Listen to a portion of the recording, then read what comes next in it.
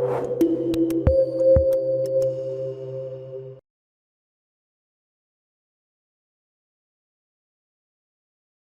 und herzlich willkommen zu unserem mittlerweile jetzt schon dritten Apache Hop User Meetup. Mein Name ist Philipp Heck, ich bin Senior Consultant und Data Engineer und ja, Apache Hop Nutzer der allerersten Stunde. Und heute neben mir freue ich mich ganz, ganz besonders, ihn heute hier zu haben, ist Matt Carsters. Hallo Philipp. Ja, Matt Carsters, jeder kennt ihn eigentlich muss man ihn nicht vorstellen, Co-Founder and Lead of Project Hop. Und ja, heute wird er uns die neuesten News mitteilen, was so passiert ist, und auch am Ende unseres Meetups wird er noch für Fragen und Antworten zur Verfügung stehen. Schauen wir uns ganz kurz die Agenda an für heute. Was haben wir für Sie vorbereitet? Ja, Matt startet gleich mit einem ganz besonderen Thema, Apache Hop in Exotic Locations in Managed Cloud Service. Da sind wir sehr, sehr gespannt. Wir haben einen Vortrag, wie sich die Community entwickelt, von Bart Martens. Sind wir auch sehr, sehr gespannt, was da sich so alles getan hat hinter den Kulissen und auch wie viele neue Community-Members mit dazugekommen sind.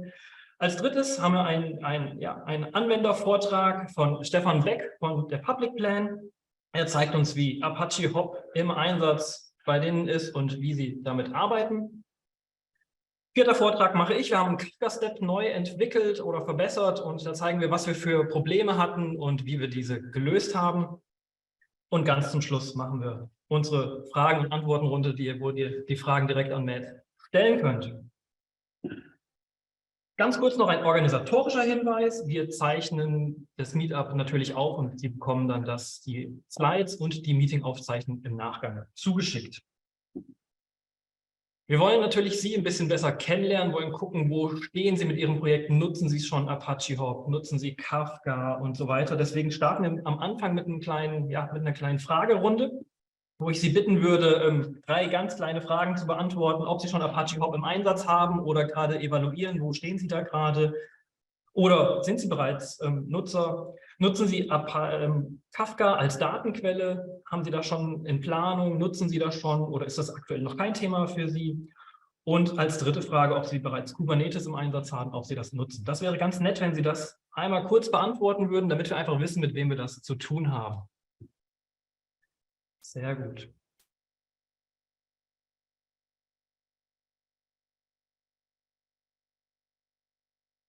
Die meisten haben schon viel beantwortet. Wir warten noch mal ganz, ganz kurz. Ja, und dann können wir eigentlich schon die Antworten einblenden. Schauen wir uns das mal an, wie das Ganze aussieht.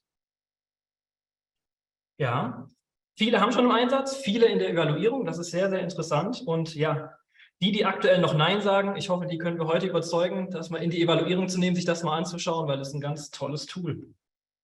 Kafka haben auch schon sehr viele im Einsatz, sehr viele evaluieren das Ganze und ja, noch nicht ganz so viele Anwender, aber das können wir heute auch zeigen, was die Vorteile sind und wie man das nutzen kann.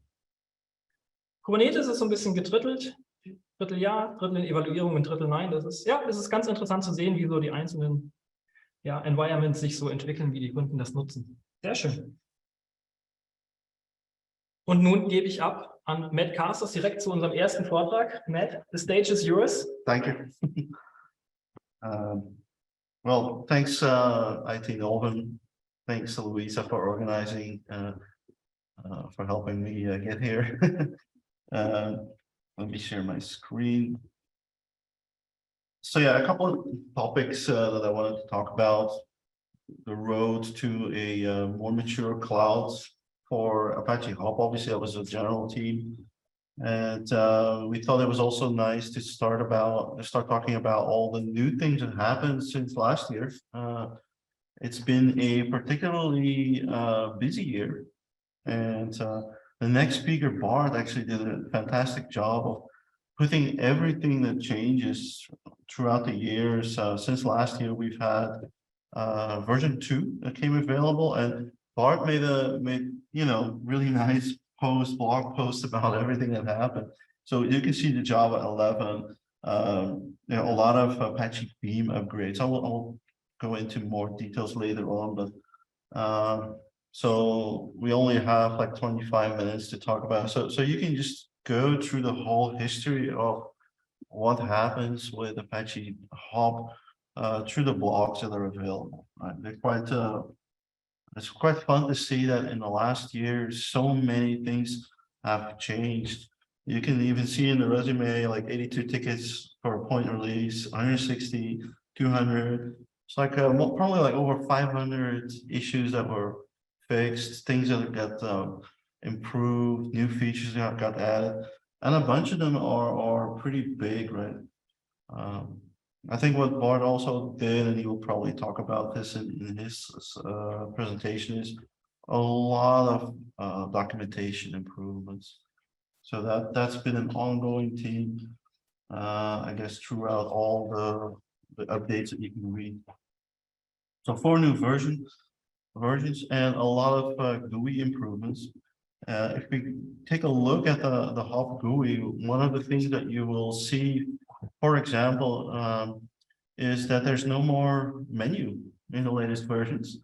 And that is because the menu is a native, an operating system native thing where we couldn't change the font. So for readability, especially for visually impaired people, if you want to change all the fonts and icons and everything, this is now possible through the new execution perspective that got added.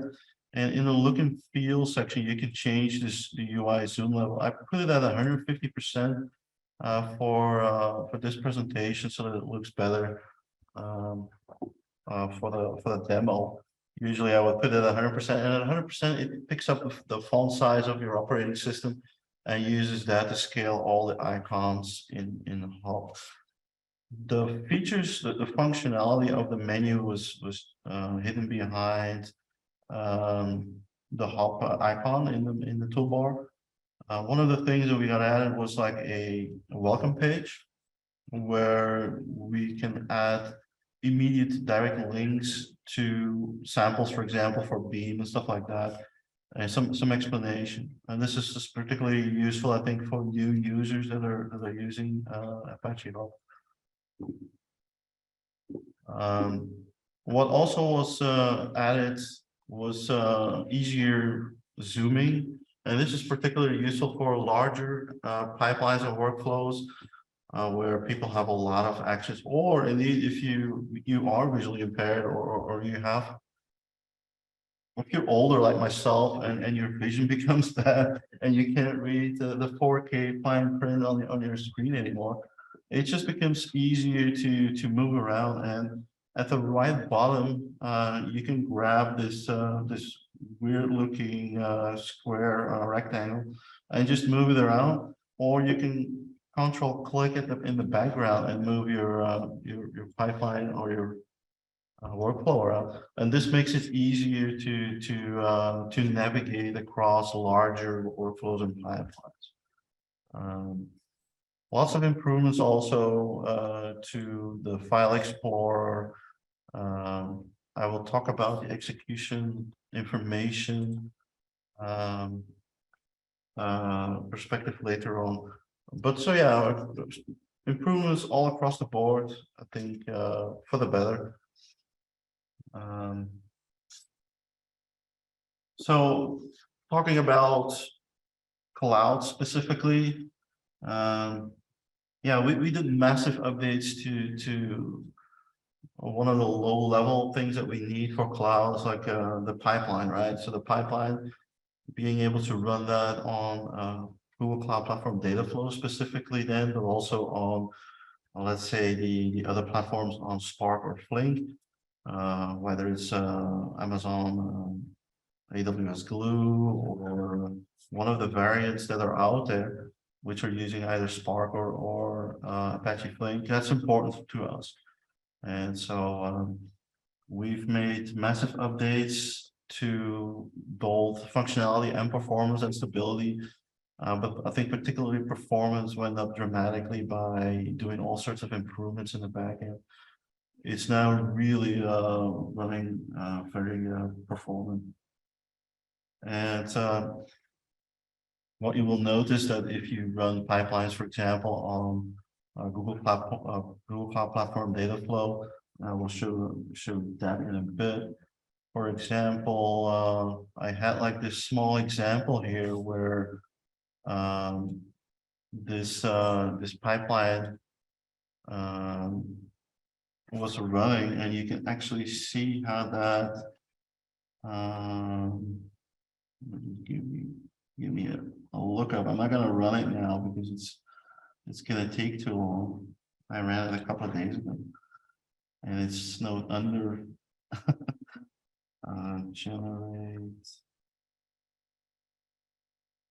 So this basically this pipeline comes across like this in the Google Cloud context, right? So it's very easy now to generate like huge amounts of data. I think this thing ran like 100 million records. I have another example that ran like 1 billion, but this ran for a few minutes. Basically, it's 9 minutes accumulated time, but I think it's 1 minute or thereabouts. It's quite fast. So, and that's only on 2 or 3 nodes, I think, 2 or 3 workers, 8 virtual CPUs. And this exercise of generating like 100 million records of synthetic data basically takes less than $1, right? It's like very, very cheap to do. So imagine all that power at your fingertips, you know. So Hop makes this very easy to do. You know what also got added was flex templates, the ability to have these pipelines for data flow, be able to run from Google Cloud Platform flex templates, where you can set up. I think I have. So this is the documentation for this. I'm not gonna read through the whole thing, but basically you can set up a metadata file describing what's happening, and then you can schedule your pipelines and basically run your pipelines. This means that you don't have to worry about the infrastructure at all. So you can have 2 cloud databases, let's say BigQuery and I don't know, Snowflake or something, and just pass data from one to the other without having to worry about where that actually runs, what kind of servers, what kind of cluster you need to set up. So that is pretty cool, right? The workhorse for a lot of the material can also be the Docker container that Apache Hop delivers. A lot of improvements and extra features have been put in there. So there's a lot more environment variables available now to configure the more complicated scenarios that you might have. Interesting in that regard is that Apache Hop has native support for Google storage, AWS S3, and the Azure Blob storage. So you can read and write pipelines. You can create projects from within the Hop GUI on your desktop, where all the files just end up in Google storage, for example, or on S3. And the only thing you will notice is maybe a little bit more latency when you know information goes across the wire, but that's pretty much the only downside. The upside is that the Docker containers then can basically immediately reach for those files, and you can just instantiate that Docker container in either Docker Compose or Kubernetes setups. Another thing that we did, so let me just navigate through that. In the context of Beam and Kubernetes. So I think somewhere a year and a bit ago, the Apache Flink project released their Kubernetes operator, which is a way of not just running a pipeline, but starting up a whole Apache Flink cluster, pretty much like Google Cloud Platform Dataflow does, but then through a deployment file. And this is an example setup that we documented for Amazon IKEA, so the Elastic Kubernetes system or whatever service. And what you can do then is specify your hop path jar, which contains the whole of the Apache Hop code base, the parallelism, the pipeline, the metadata, and the run configuration that you want to use. And then it will not just execute that pipeline, but it will instantiate the whole cluster with as many CPUs, virtual CPUs, or whatever, and it will use whatever you have available then in your cluster. And this is a really cool way of, again, not having to worry immediately about the infrastructure behind it. If you don't want to manage your own Spark or Flink cluster, this takes the pain out of that completely. And there's like a cool example of how you can track the initialization phases of the whole Kubernetes of pods, how you can do port forwarding to connect to the job manager of Flink to see what's going on. And with one command, you can delete it again. One command, you can also start it up, right? It's just to create this Flink deployment, and it starts the whole cluster up. It's pretty cool to see how far this open source world has come together with the Apache Flink project. So one of the downsides that we identified, that if you have Apache Hop workflows and pipelines running all over the place in Docker, in your scheduler, in Apache, there's so many ways to run, right? Well, people we are running it on Jenkins, for example. Other people might be running on Airflow, instantiating, running all sorts of, in cron tab, in remote Docker containers. We have one customer running it on 100 Docker containers at the same time. How do you keep track of what's going on, right? Especially so in the company, you might have a scheduler, or you might have something running in Hop GUI, and then you shut down the GUI. How can you still see afterwards what's going on? And that is, the second topic that I want to talk about is the new execution information location system that we came up with. And what that basically does is that you can basically say everything that happens in a workflow or a pipeline, you need to send information about your ongoings to a location, right? A location can either be a local set of files or a Neo4j graph server, because that was the company I was working for until recently, and or to a remote Apache Hop server.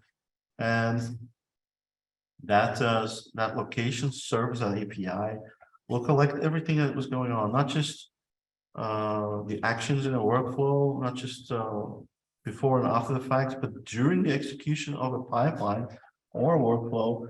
It will collect sample rows, for example, and it will really give you like a fine-grained detail of everything that's happening inside individual pipelines. This gives you an insight into the workings of even complicated pipelines down to the rows that are passing through this. I think I would like to briefly show you how that's going on. So in this case, I set up a workflow. This is the workflow execution information test. And this logs something. There's like a file that gets added as a result. It sets some variables. And in this scenario, if I execute this, I created a workflow run configuration called local Neo4j. Let's take a look at this. So it's a normal local workflow engine, but the execution information location is set to Neo4j demo. And if we look at that location, it's basically saying, well, the location type is Neo4j. The other ones are, like I mentioned, are a file where you just store everything that's going on in JSON file and files in a certain folder. That works as well.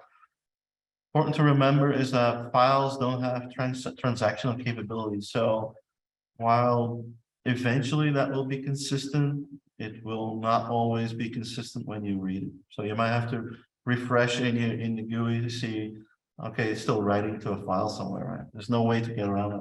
Neo4j, or when we create a relational database type later on, those will be transactionally accurate. And there's a way to create indexes and stuff like that. So this is the setup for as far as the location is concerned. That's all you need to do. So what I did here is I started a Docker container. So this is a Neo4j server running locally. You can run Neo4j and Docker quite easily. It's a 2-minute job. You can run the open source version or the enterprise edition to make Neo4j happy. It's all good. You don't need to do anything else and to get that to work across the organization, basically. So that's a location. The other thing that you can do for as far as pipelines are concerned is set up a data profile, an execution data profile. And what that will do is allow you to say, well, when executing, I want to sample the first rows of my pipeline, the last rows of my pipeline, some random rows, or I'm going to do some data profiling. Here's another one. So data profiling, collect the minima, maxima of all the fields in all the rows that are passing, and collect samples for those minima and maxima and null values, so that you have representative rows. So this can be quite intensive. So it's profiling the last transforms in the pipeline with this option. All right. So the way that gets set up again is in the pipeline run configuration. So here on the pipeline level, you can specify which execution information location to log to, but also to see what kind of data profile you want to use. And if you don't use one, it's just going to log the execution of the pipeline itself. So let's take a look. So if we execute this one, you can see that it's doing some work. So if we go to this pipeline, you can see that it's actually running, right? And while it's running, we can actually drill down into it, and it will ask you which execution, because it's repeatedly executing a workflow, but it will ask you which one you will drill into. And you can see the pipeline that's being executed. And if you click on a transform, you will see, in this case, last rows of this. You will see that it's ID 7. It will count 1 to 10. So you can really see the individual executions and the sample data associated with the various executions in that hierarchy. What's more, since if you're using a graph database, you can actually see the execution lineage from the top of the workflow down to the individual transforms, and you can actually see the cipher that gets executed. So this is just as a local host. I think I have another browser for this. Here you go. So you can actually execute this and see the execution lineage in graph form on this Neo4j server that you. And obviously, this is a simple example, but imagine that you're doing like an update of a complex data warehouse with workflows, sub-workflows, sub-pipelines, loops, conditionals, things. And especially if something goes wrong, if there's an error in this workflow somewhere, there's another tab that will open up in this execution information browser. There's another tab here that will show patch to the error. And you can click on this and just jump right to the place where the error happened. And this saves you a lot of time. You know, nobody likes to swim through millions of lines of records, right? So I think, especially for workflows, we see a lot of people ask, so how do we debug these workflows, these complicated workflows? Well, you know, you can see which variables are set before and after the action. You can see the result files. you can see the result rows, you know, the actual rows that are being added to a result for those people who are still using that. You can see the repeating, you can drill down into what gets repeated, and so on and so on. So this is really valuable. Yeah, my time is almost up, 5 minutes. So like I said, we've been adding a lot of improvements to the Hop web GUI. Not only that, but our infrastructure Docker guru Hans created a button on the homepage to see the Hop web in action. So you can just click on that, and there's quite a few people that do this every day. So there's always like a bunch of files that are open already on this. It gets rebooted, I think, every half hour or every hour automatically. So it cleans up itself after a while. This is just strictly for demo purposes. Don't abuse this, right? But in any case, so this runs somewhere in America. So performance is not really great, but we try to keep it like that. So one of the things that is slow is the loading of the icon. So we're improving that. But if you have like a pipeline like this, the demo pipelines, you can actually run these. Oh, and this is someone from China tested this. It's said in Chinese, but so we can run this on Flink Spark. So let's take a Flink runner and run this. And so what will happen is that hang on. So what will happen is that you can actually go to this execution information, the one that we configured automatically. This logs the files, obviously, and take a look at the data as well. And in this case, you will see that it's not just one transform that gets run, but it's spread out over a whole bunch of copies because it's a parallel streaming engine, Apache Flink. And so you will see these random IDs getting added to the first row. So in this case, you have 4 copies of this thing going, and you can actually see the individual rows passing through. So this works even in these big data contexts where we need it the most, in these big black box engines where we can't see what's going on. Now we can actually see inside these pipelines, these individual transforms, and see what's going on.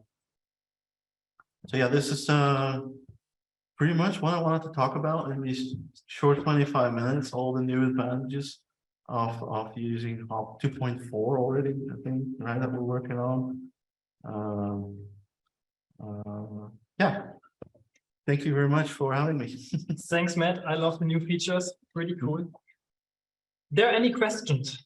Gibt es irgendwelche Fragen, die wir aktuell oder die an Matt direkt habt zu dem Thema? Ich sehe eine, gibt es noch im Chat. Die Bart hat sie schon ein bisschen beantwortet, aber wir wollen sie noch mal ganz kurz covern für alle anderen. Matt, there's a way to use the Flink operation for running workflows. Currently, you can only do pipelines, which are not as flexible as workflows. Yeah, so for workflows, Flink is really like a data streaming engine, right? So for workflows, I would simply use an Apache Hop container to orchestrate that, and that can then orchestrate the Flink deployment through a small script, or there are various ways to do that. But yeah, this is Flink and Dataflow and Spark are not really business process management engines, right? I have been doing some tests with running with the workflow executor in a pipeline with mixed results. It's not that simple to get these engines tricked into thinking that there's something else. Cool. So we have another question. The integration into GCP is obvious. There's an integration for Azure as well. So there are integration examples. Do you have? So yeah, so for For Azure, we've done a number of things. So the Azure Blob Storage, you can go on the Hop website and look for the Azure virtual file system.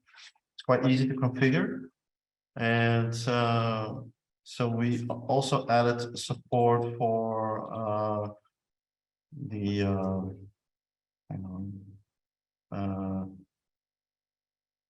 I'm no longer sharing, right? Yeah.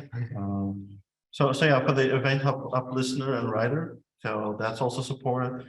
And then obviously, you know, everything else, I think it just works out of the box, I guess. But if there are specific needs for that ecosystem, we were happy to hear about them. But yeah, being able to write straight to the Azure Blob Storage, that's very useful.